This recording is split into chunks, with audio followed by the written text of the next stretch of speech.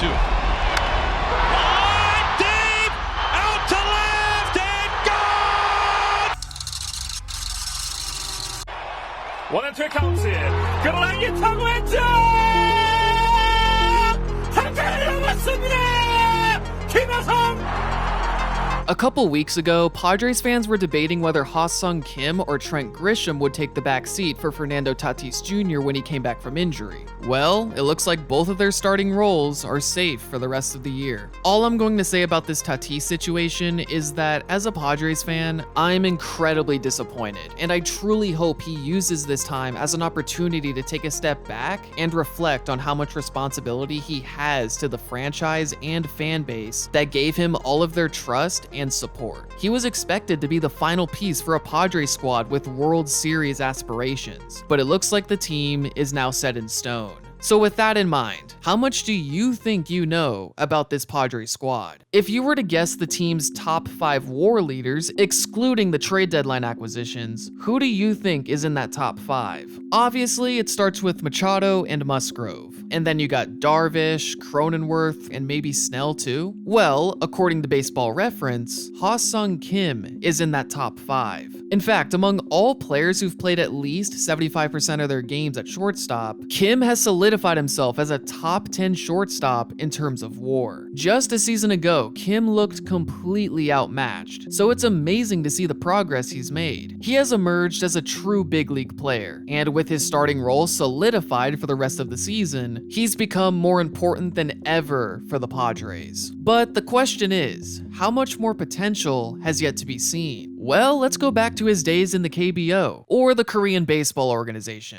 Apart from his rookie season at age 18, Kim was a hitter who hovered around an 850 OPS along with about 20 home runs and 20 stolen bases per season. Combine these numbers with the 3 Gold Gloves he earned in his final 3 seasons, it's safe to say Kim was a bona fide 5-tool player. Something interesting about Kim's KBO tenure was the evolving league environment. You know how MLB has altered the baseballs over the past few years and league-wide offense has lowered as a result? Well, the KBO did the same thing ahead of the 2019 season. Looking at league OPS numbers since 2010, you see that there was a huge spike in 2014, the year Kim made his KBO debut. A league-wide OPS over 800 is unheard of in MLB. Do you know how many MLB seasons have had a league-wide OPS over 800? Only one. In 1894. After that, the highest is 782 in 2000, the height of the steroid era. Safe to say that offense was king in the KBO for quite a few seasons. This changed with the introduction of the new baseballs in 2019, and the effects are still felt today. However, as we've seen in MLB, the elite players are basically unaffected by these types of changes. It doesn't matter if league-wide offense is down, these guys always find a way.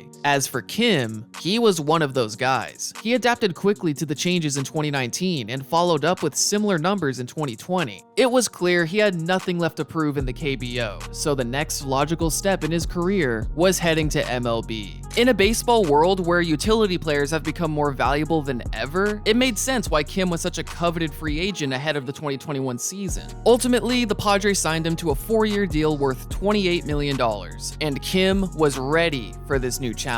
However, just because you succeed in one league doesn't mean you'll succeed in another one. At least, not right away. Ji-Man Choi made his debut in 2016. Like Kim, he was a 25-year-old rookie who struggled right away, but for the past few seasons, he's had a steady role with the Tampa Bay Rays. Apart from Choi, the last KBO star hitter to play more than a few seasons in MLB was Shin-Soo Choo, who made his debut in 2005 and played his last MLB game in 2020. One reason why the jump from KBO to MLB is so difficult is the difference in average pitch velocity. The average KBO fastball is in the high 80s, while the average MLB fastball is in the low to mid 90s, with many pitchers throwing in the high 90s. This was a big reason as to why Kim struggled offensively in 2021. However, it wasn't just velocity, as he struggled against breaking pitches and off-speed pitches too. While his first and second half splits were very similar in many ways, one big improvement he made in the second half was his walk rate, ultimately ending the season with a walk rate and strikeout rate hovering around league average. However, his OPS was well below league average, and what it ultimately came down to was his approach at the plate. In the KBO, Kim was known for his patient approach, which made sense given how pitchers were likely very careful when they faced him, given his star status. However, MLB pitchers were able to counteract this by pitching him more aggressively. In a Padres lineup with tough outs like Tatis, Machado, and Cronenworth, you have to get out somewhere. Given that Kim transitioned from a league that is somewhere between AA and AAA in terms of quality, and he needed to adjust to the new quality of pitches, pitchers exploited this by pitching more aggressively. As a result, he had the 4th highest first pitch strike percentage among all players with at least 250 plate appearances. However, he sticks out in this group for one simple reason: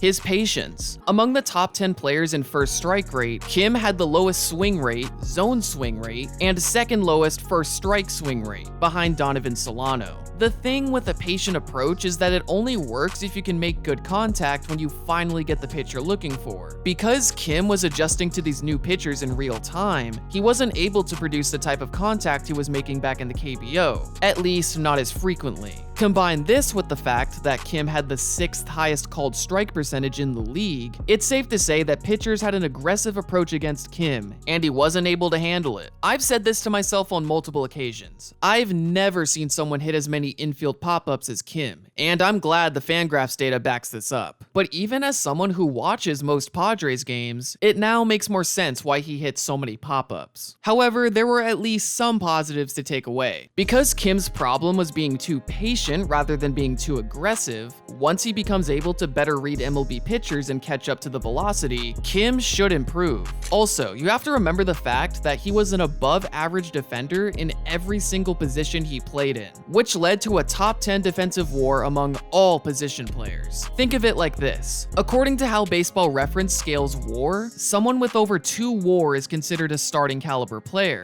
With this in mind, Kim was a starting caliber player based on his defense alone. He was that good. Although Fangraphs and Baseball Reference calculate their WAR stats in different ways, so it's worth noting that they don't see eye to eye when it comes to Kim's 2021 season. Even so, taking everything into account, Kim set a solid foundation to build off of ahead of the 2022 season. And so far, he's made significant improvements. And the bases are loaded again, this time for Kim.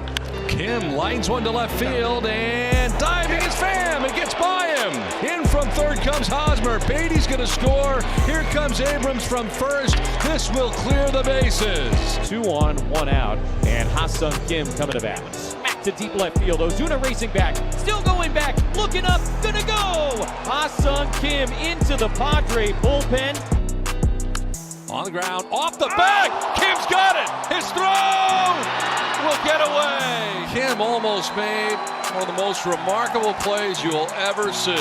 I know that last play didn't lead to an out, but that reaction time is still unbelievable. And imagine if he did make that play. That legitimately becomes one of the best plays of the 21st century. Still, Kim has been incredible defensively this season. He's not only been one of the best defensive shortstops, he's been one of the best overall defenders in the league. However, the most notable development Kim has made is in the batter's box. Currently, he's a league average hitter, which is a huge step up from 2021. Looking at the monthly splits, a huge breakout in April definitely helps the season stats, especially with how poorly he performed in the following 2 months. However, since then, Kim has been a very solid hitter. His OPS hit a season low on June 7th. Since June 8th, he's been a top 10 offensive shortstop. The patient approach seems to finally be working for him, as he's seeing every pitch category much better than last season. However, it's not just his approach at the plate, it's how he's hitting the ball. A big development he's made this season is the amount of line drives he's hitting. Just looking at the percentile rankings, you see that Kim has an above average strikeout and walk rate, good speed, and elite defense. However, he doesn't hit the ball very hard, which should theoretically reduce his potential offensive success. But with an increased line drive rate that's now above league average and ground ball and fly ball rates that are below league league average, it's clear he's become more of a gap hitter than the power hitter he was in the KBO.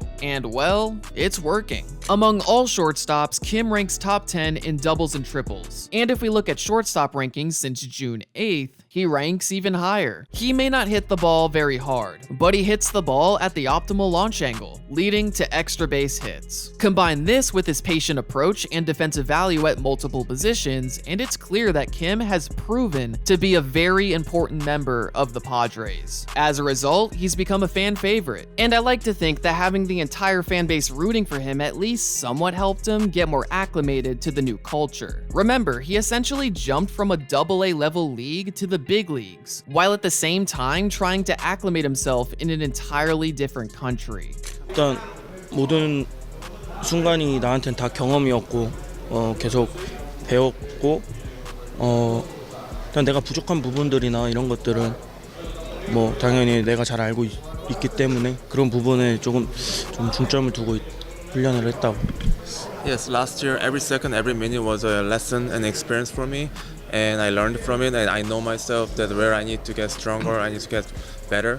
So coming to the season, I'm ready for it. 뭐 항상 뭐 웨이트 트레이닝은 열심히 했는데 작년에 살이 한 시즌 동안 계속 빠져가지고 좀 올해는 그렇지 않게 좀 유지하려고 비시즌 때 웨이트도 열심히 하고 지금 체중 관리도 지금 신경 쓰고 있다고.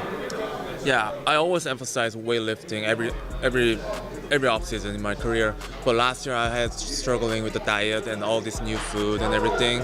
So I got a little skinnier last year. So this year I'm gonna focus on more just keeping my weight consistent throughout the season so I can stay strong and fresh all season. Despite all the initial struggles, Kim has shown that he belongs in MLB. I don't know what Kim's potential is, so let's just appreciate how much he has improved this season, and I'm sure he'll continue to produce highlight level plays on the field and in the batter's box. I hope you guys enjoyed the video. Leave a like if you did, and subscribe for more content just like this. Thanks for watching.